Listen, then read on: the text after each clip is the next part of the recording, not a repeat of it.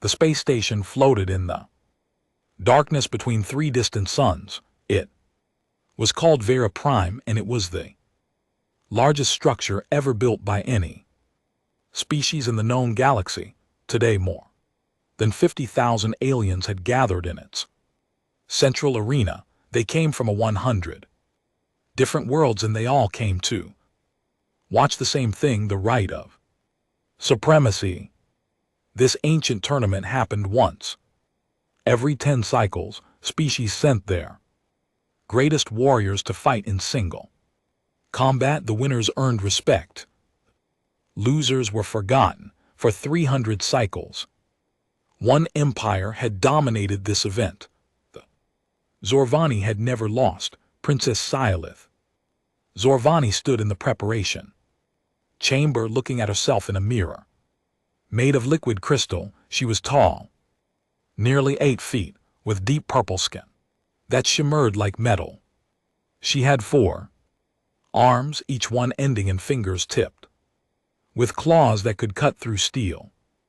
Her eyes were golden, and they held the confidence of someone who had never known defeat. She was the heir to the Zorvani Empire, ruler of 47 planets and commander of the largest fleet in the galaxy. She had fought in the right 12 times. She had won 12 times. Today would be her 13th victory. Her advisor, an elderly Zorvani named Keth, entered the chamber. He walked slowly, his forearms folded behind his back in the traditional posture of respect. "Your Highness," he said, "the human representative has arrived." Calibeth did not turn from the mirror. "Human, I do not know the species. They are new to the Galactic Council, Your Highness. They were admitted only 3 cycles ago. A small species from a single planet called Earth, and they dare to challenge me." Seath finally turned, her golden eyes showing amusement. "What do we know of them?" It showed a creature that made Sivith laugh out loud. It was small, barely 6 ft tall. It had only 2 arms. Its skin looked soft and easily damaged. It had no claws, no natural armor, no visible weapons of any kind.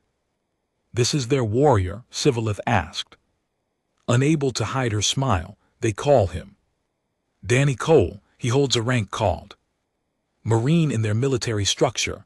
Our intelligence suggests he has combat experience, but nothing remarkable by galactic standards." Sivalith waved her upper right hand dismissively. "This will be over quickly, perhaps too quickly. The crowd expects entertainment." "Your Highness," Keth said carefully, "I feel I should mention something. Our scientists have studied human biology. They have an unusual trait. They evolved as what is called persistence hunters. They would chase prey for many hours until the prey collapsed from exhaustion. They have remarkable endurance." Sivalith laughed again. "What good is endurance when my claws will open his chest in the first seconds? You worry too much, old friend. Prepare my ceremonial armor. I wish to look impressive when I crush this human." Keith bowed and left the chamber, but his face showed concern that the princess did not notice.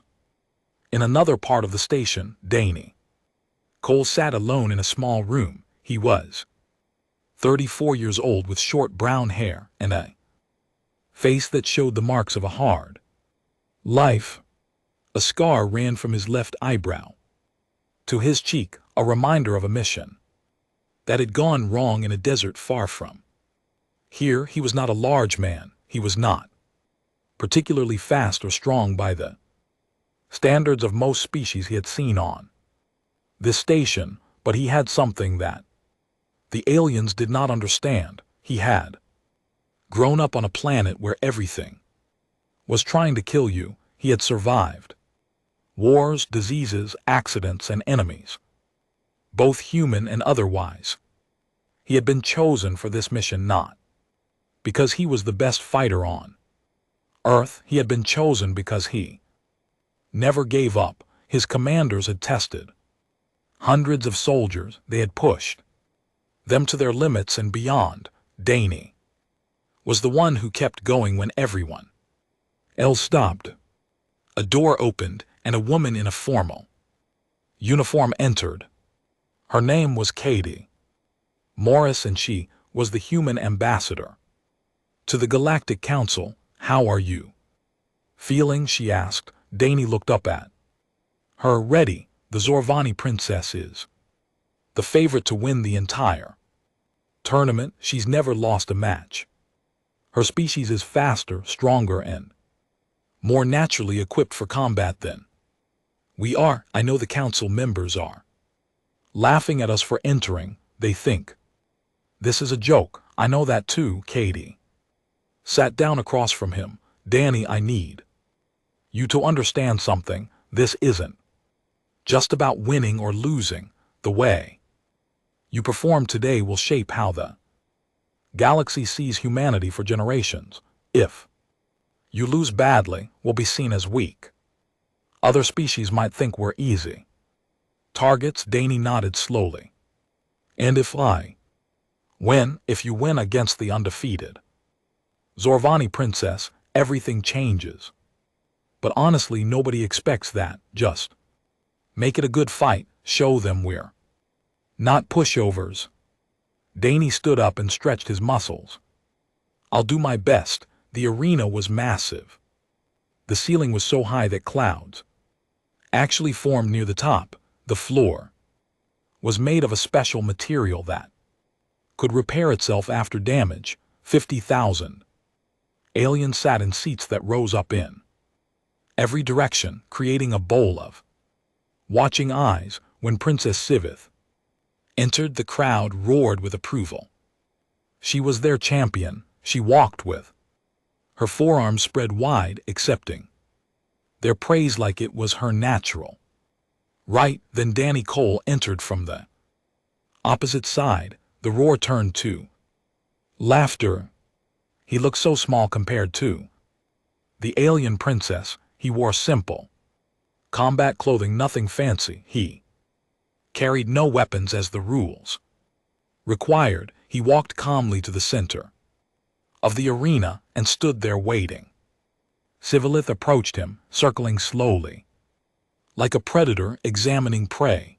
The crowd quieted, wanting to hear what she would say. "So this is humanity's champion," she said, her voice carrying through the arena speakers. "I have seen insects on my home world that looked more dangerous than you," Danny said.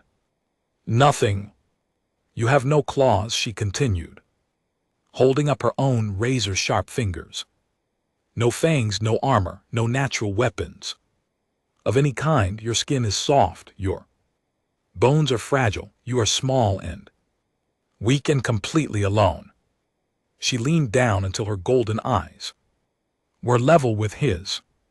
"What made you think you belonged here, little creature? What made you think you could stand against me?" Danny looked at her calmly. His brown eyes showed no fear, no anger, nothing at all that she expected. "I'm here because someone had to be," he said quietly, "and I don't need claws to finish what I start." Sivith threw back her head and laughed. The crowd laughed with her. "Finish what you start," she repeated. "Little human, you will not even survive the first minute." The arena's signal sounded. The fight was about to begin. Princess Sivith raised all four of her arms, her claws gleaming in the light. Danny Cole simply raised his fists and waited. The galaxy was about to learn something important about humans. They were about to learn why you should never mock a species that had survived ice ages, plagues, and 2 world wars. They were about to learn what it meant to face someone who simply refused to lose, but they didn't know that yet. All they saw was a small, soft creature standing in front of an alien warrior. Princess, and they laughed. The signal echoed through the arena, a deep sound that vibrated through the floor and into the bones of every creature present. Fight had officially begun. Princess Sivillith moved first. She was fast, faster than anything Dany had ever seen. Her body became a blur of purple skin and flashing claws. She crossed the distance between them in less than a second, all four arms slashing in patterns designed to cut an opponent into pieces. Dany was not fast enough to dodge completely. He knew that before the fight even started, so he did something else. He moved just enough.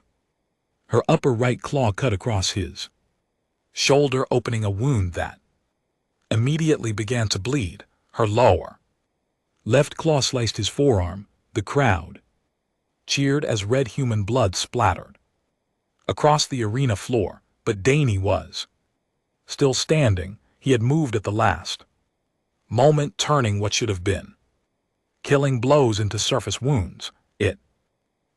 It hurt badly, but he was alive. And now he knew something important. He knew how she moved. Sith spun around, surprised that the human had not fallen. She attacked again, faster this time. Her golden eyes filled with irritation. How dare this creature still be breathing? Dany took more cuts. His left leg, his right side, his back. When he turned too slowly, blood ran from half a dozen wounds, soaking his simple clothing and dripping onto the self-repairing floor. The arena's surface absorbed the blood, cleaning itself automatically. The crowd was still cheering, but some of them had grown quieter. The human should be dead by now. Any other species would be dead by now. Why was he still standing? Syleth paused, breathing slightly harder than normal. She had expected this to be over in seconds. It had been almost a full minute, and the human was still on his feet, wounded, bleeding, but standing. You are more durable than I expected, she admitted, but durability means nothing if you cannot fight back. You have not landed a single blow. Dany wiped blood from his eyes. Not yet, he said. He said it so calmly that it made Sivillith hesitate for just a moment. There was something in his voice that she did not like. It was the voice of someone who was not surprised by what was happening. It was the voice of someone who had expected this. She attacked again, determined to end this embarrassment. Her claws moved in complex patterns that had defeated warriors from species known for their combat abilities. She had killed Gorvin battle masters with these techniques. She had cut down Zelothi champions who were born with blades in their hands. Dany kept moving. He did not try to block her attacks, which would have been impossible. He did not try to match her speed, which would have been foolish. Instead, he seemed to flow around her strikes, taking damage when necessary, but never taking the killing blow. And then for the first time he hit back. It was a simple punch thrown at the exact moment when Sivillith's upper arms were extended too far. His fist connected with her ribs, and the sound it made echoed through the suddenly quiet arena. Sivillith stumbled backward, more shocked than hurt. No one had landed a blow on her in more than 50 cycles. Her armor-like skin had absorbed most of the impact, but she had felt it. She had actually felt it. How? She demanded. Dany did not answer. He was too busy breathing, too busy staying conscious through the pain of his wounds. But he raised his fists again and waited. Crowd had fallen almost completely silent now. Something was wrong. This was not how the fight was supposed to go. The human should have been dead 5 Time's over. Instead, he was still fighting, and he had actually hit the princess. Sivillith felt something cold in her stomach. It took her a moment to recognize the feeling because she had not experienced it in so long. It was doubt. She pushed the feeling away and attacked with renewed fury. Her claws moved faster than before, driven by anger and wounded pride. She would end this now. She would cut this human into so many pieces that they would need to collect him with a vacuum device. Danny took more wounds. Deep cut across his chest that made him gasp, a slash across his thigh that made him stumble. His blood was everywhere now, and his face had grown pale from the loss of it, but he kept moving. He kept watching her, he kept learning, and he kept hitting back. Another punch found her ribs, a kick connected with her knee joint, making her leg buckle. For just a moment, an elbow strike caught her jaw when she leaned in too far. None of these blows were devastating against her armored skin.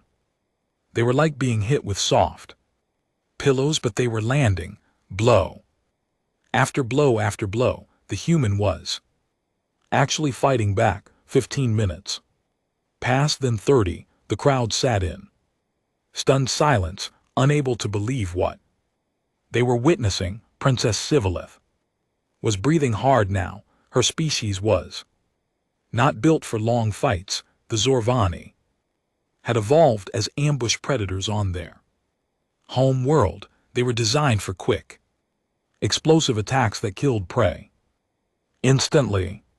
Extended combat was not in their nature.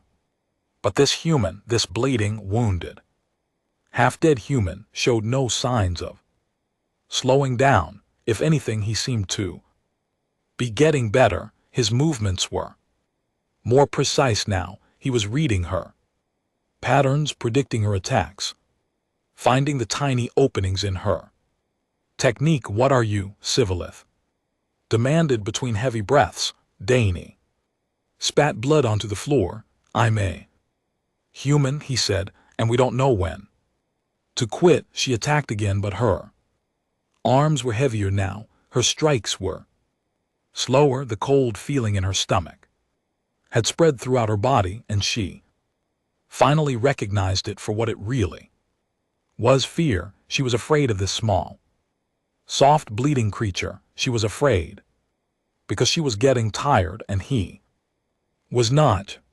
She was afraid because every minute that passed, he got a little better at fighting her, and she got a little worse. Somewhere in the crowd, Ambassador Katie Morris watched with tears streaming down her face. She had not expected Danny to survive this long.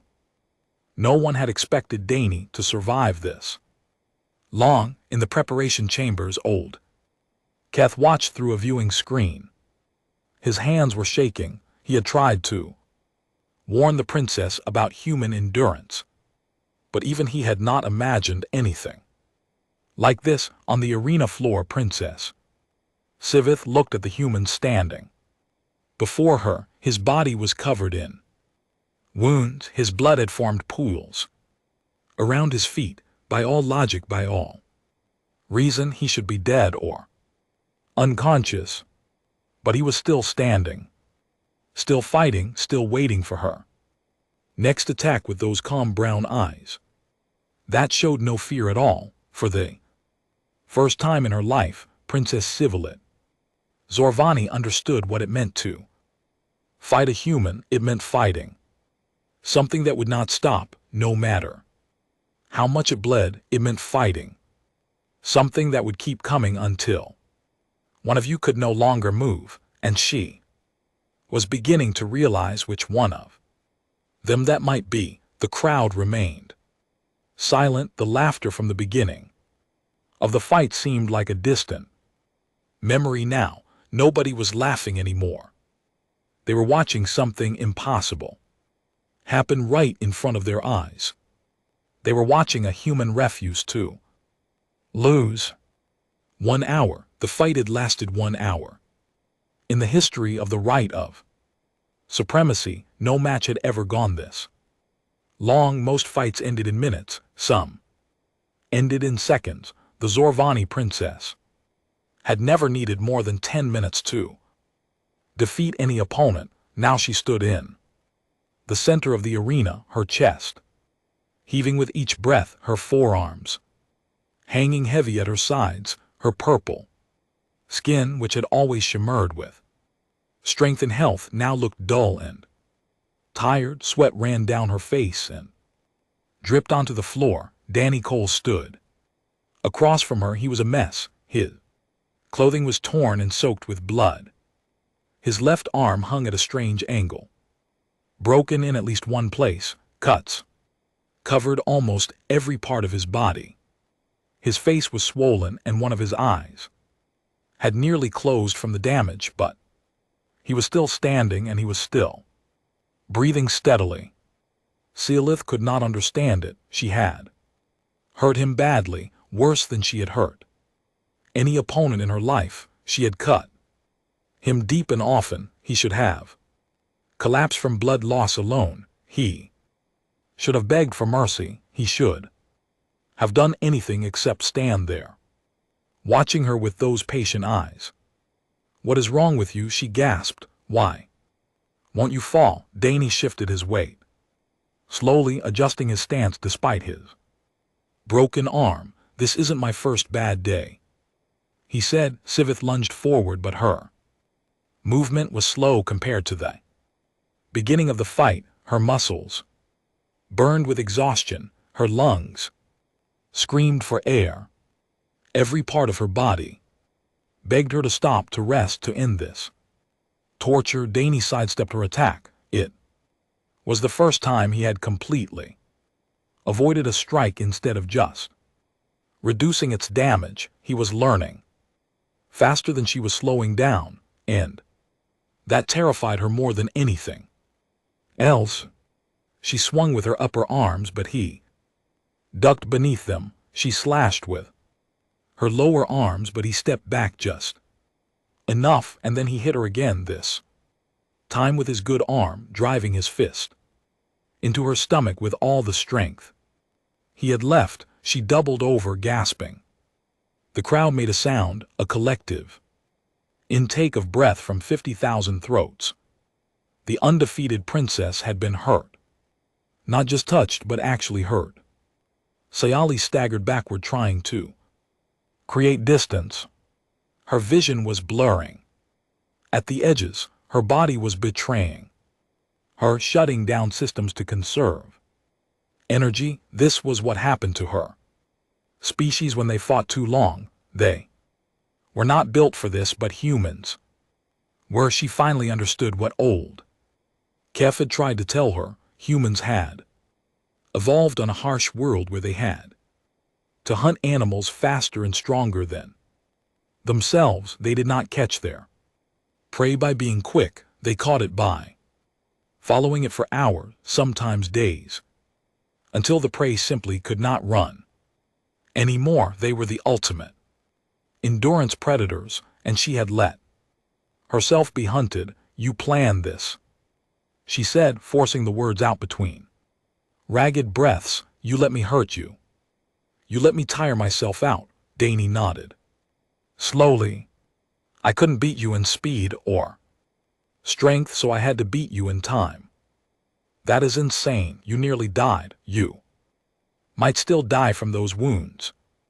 "Maybe," Danny admitted, "but I'm still standing." "Are you sure you can say the same in another hour?" Another hour. The thought made Sivith want to scream. She could barely survive another minute, let alone another hour. Her body was at its absolute limit. She had nothing left. She attacked anyway because she was a princess of the Zorvani Empire, and she had never surrendered in her life. Her arms moved in the killing patterns she had learned since childhood. Her claws reached for the human's throat. Danny moved. It was not a fast movement, but it was precise. He had watched her use this technique at least 20 times during the fight. He knew exactly where her arms would go and exactly where to not be. Her claws missed him by inches, and then he was inside her guard, closer than he had ever been. His broken arm was useless, but his good arm was enough. He wrapped it around her neck.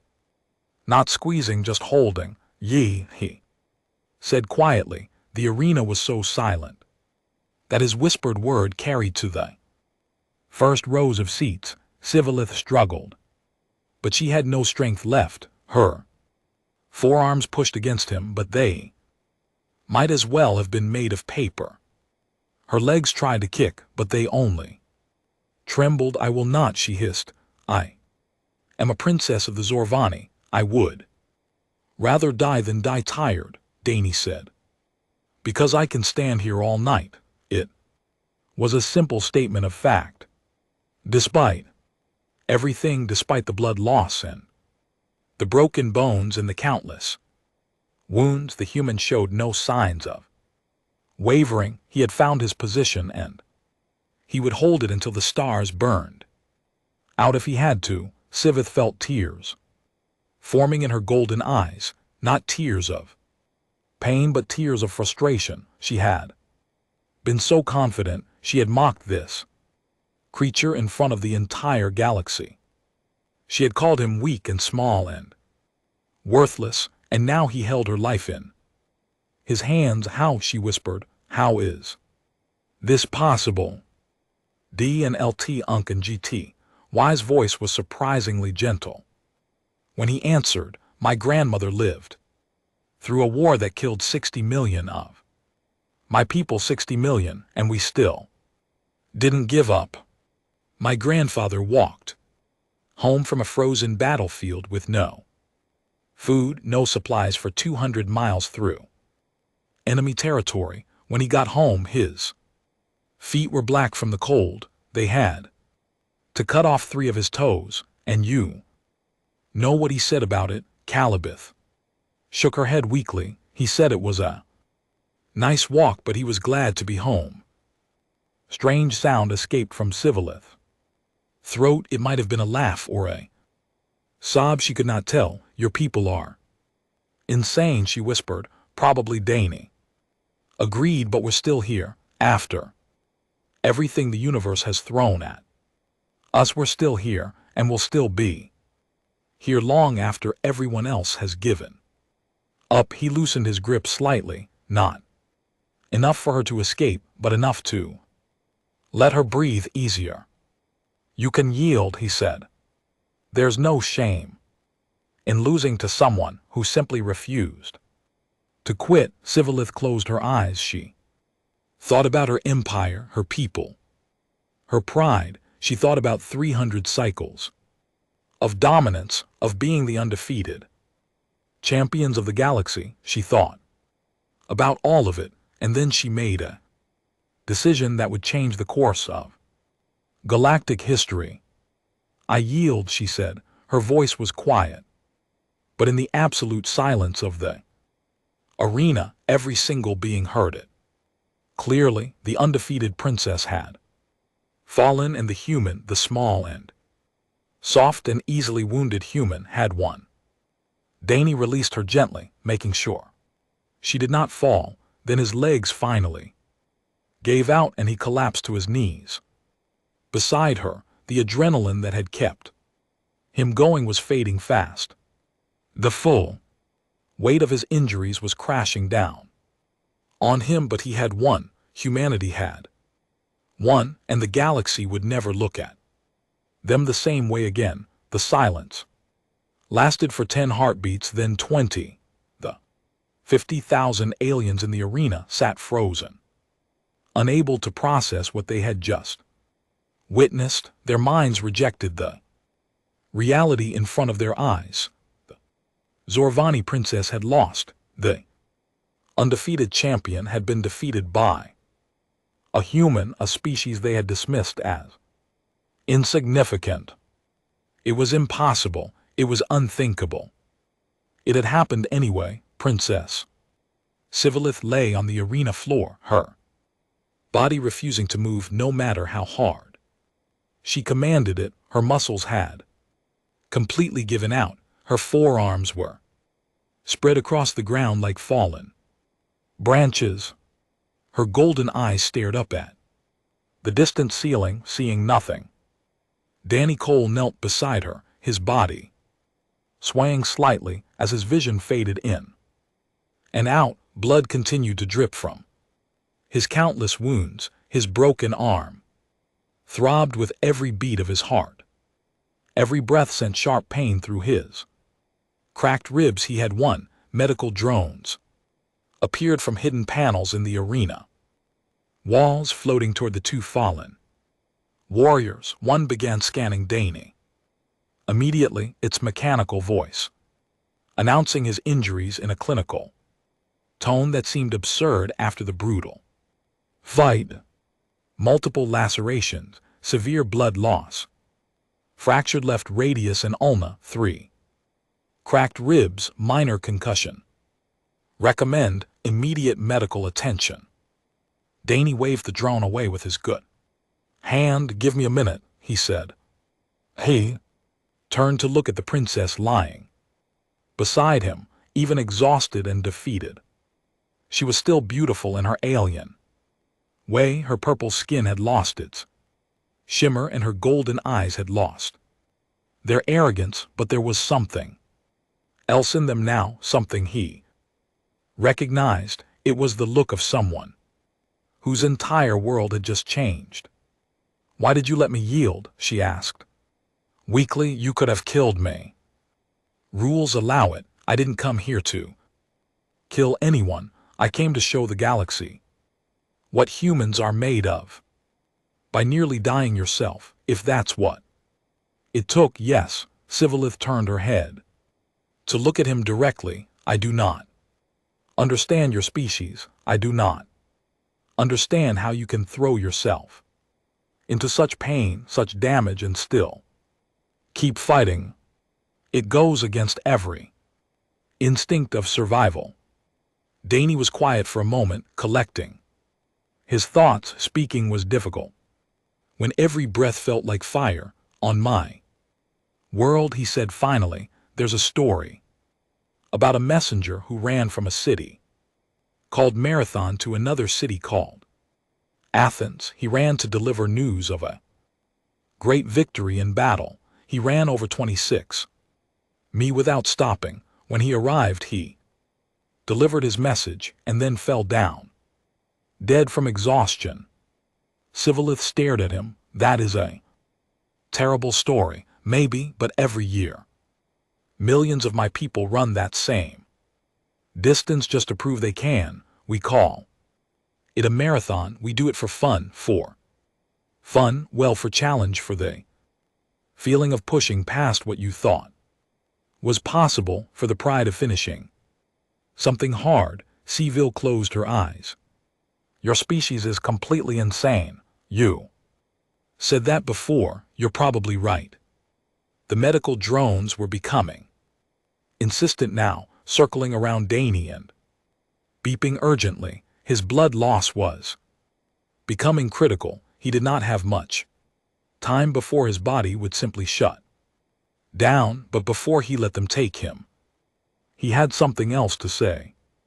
Princess, he said, his voice growing weaker, I want you to understand something. I didn't fight you because I hate your people. I didn't fight you to embarrass you or to make enemies. I fought you because humanity needed to prove itself. We're new out here among the stars. We're small and we're weak by galactic standards. Everyone looks at us and sees prey. He paused to catch his breath. But we're not prey. We're survivors.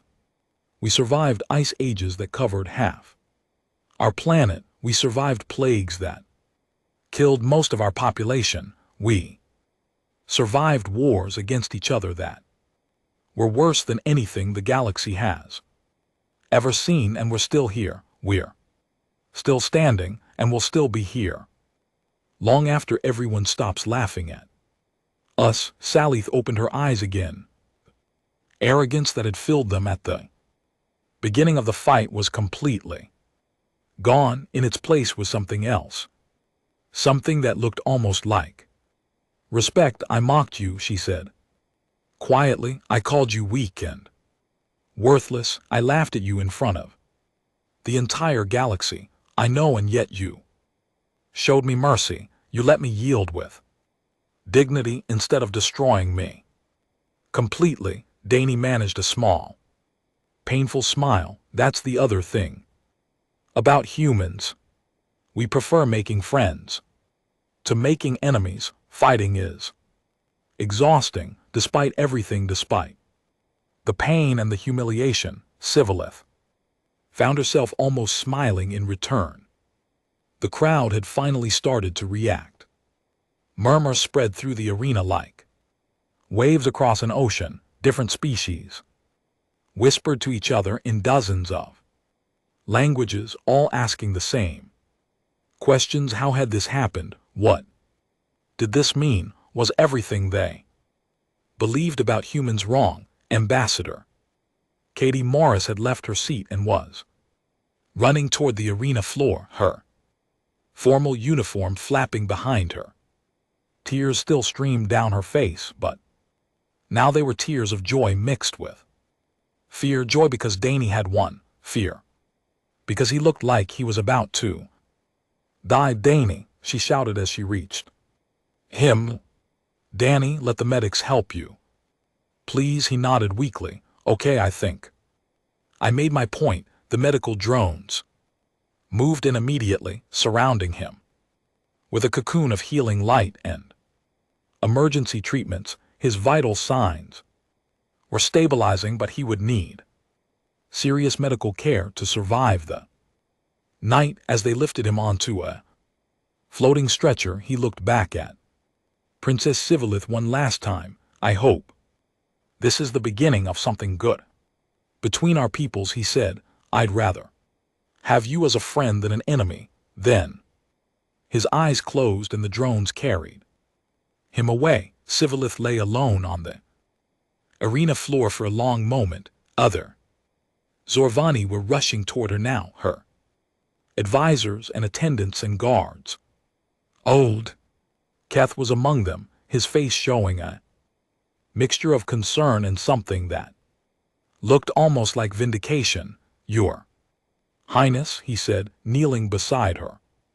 Can you move? Not yet, she admitted. I have never been so tired in my entire life. The human pushed you beyond your limits. I tried to warn you about their endurance. I know I should have listened. Around them, the crowd was still buzzing with shocked conversation. The news of what had happened here would spread across the galaxy within hours. The undefeated Zorvani princess defeated by a human. But Sivillith was no longer thinking about her reputation. She was thinking about what the human had said, about friendship instead of enemies, about being allies instead of rivals. She had entered this arena believing humans were insignificant creatures, barely worth noticing. She was leaving it with an entirely different understanding. Keith, she said quietly, I need you to arrange a meeting with the human ambassador as soon as possible. Keith raised an eyebrow. For what purpose, Your Highness? Sivillith watched the medical drones carry Danny Cole out of the arena. He had nearly died to prove a point. He had suffered unimaginable pain to show the galaxy what his species was capable of, and then he had shown her mercy. I have an apology to make, she said, and a proposal to offer. The fall of her pride was complete, but perhaps something better would rise in its place. 3 days had passed since the fight. Danny Cole lay in a medical pod in the human section of Vera Prime, his body wrapped in regeneration fields that slowly repaired the damage he had suffered. He had nearly died twice on the operating table, The doctors said it was a miracle he had survived at all. But he had survived, and the galaxy had not stopped talking about it. News of the fight had spread to every corner of known space. Recordings of the match had been viewed billions of times. Species that had never heard of Earth were now searching their databases for information about humans. The small soft creatures from the single blue planet had become the most discussed topic in galactic history. Danny was sleeping when the door to his medical room opened. Ambassador Katie Morris entered quietly, her face showing a mixture of exhaustion and excitement. "Danny," she said softly, "are you awake?" He opened his eyes slowly, sort of. "What's happening?" "The Galactic Council is holding a special session in 1 hour. Princess Sivalith has requested to address the assembly. She specifically asked that you be present if you're able to attend." Danny tried to sit up and immediately regretted it. Pain shot through his chest and arm. "Easy," Katie said, helping him settle back. "The doctors say you can attend in a hover chair if you feel up to it, but you don't have to. No one would blame you for resting." "What does she want to say?" "We don't know, but our intelligence suggests she's planning something significant. This could be very good or very bad for humanity." Danny thought about it for a moment. He remembered the way Sivalith had looked at him at the end of the fight. He remembered what he had said about friendship instead of enemies. "Help me get to that hover chair," he said. 1 hour later, Danny Cole floated into the Grand Assembly Hall of the Galactic Council. The chamber was enormous, designed to hold representatives from every species in known space. Hundreds of different aliens filled the seats, their various bodies and faces creating a sea of impossible diversity. All eyes turned to Danny as he entered. Whispers filled the hall. This was the human who had defeated the undefeatable. This was the creature who had refused to die. He was placed in the human delegation section next to Ambassador Morris and several other Earth officials. They all looked nervous. Zorvani Empire was one of the most powerful forces in the galaxy. If Princess Sith had decided to take revenge for her humiliation, there was little humanity could do to stop her. The assembly fell silent as Princess Silith entered from the opposite side of the hall. She looked different than she had in the arena. She wore formal robes of deep purple and gold, the colors of the Zorvani royal family. Her forearms were folded in a posture of respect. Her golden eyes swept across the assembly until they found Danny Cole. She walked to the central speaking platform and stood there for a long moment, gathering her thoughts. 3 days ago, she began, her voice carrying through the hall. "I fought a human warrior named Danny Cole in the right of supremacy. I entered that arena believing I would achieve an easy victory. I entered that arena full of pride and contempt for a species I considered inferior." She paused, letting her words sink in. "I was wrong." A murmur rippled through the assembly. A member of the Zorvani royal family, admitting fault was almost unheard of. "I mocked Danny Cole before the fight. I called him weak. I laughed at his lack of natural weapons, his soft skin, his small size. I believed that these things made humans lesser beings, unworthy of respect." She turned to look directly at Danny. "I was foolish." Several Zorvani delegates looked uncomfortable. "In that arena, I learned something that changed my understanding of the universe. I learned that humans do not survive Despite their weaknesses, they survive. Because of a strength that cannot be seen from the outside, they have a spirit that refuses to break. They have a will that refuses to bend. They have a determination that makes them perhaps the most dangerous species I have ever encountered. Danny watched her speak, his expression unreadable. Danny Cole could have killed me. Rules allowed it, after everything I had said, after all my mockery and contempt.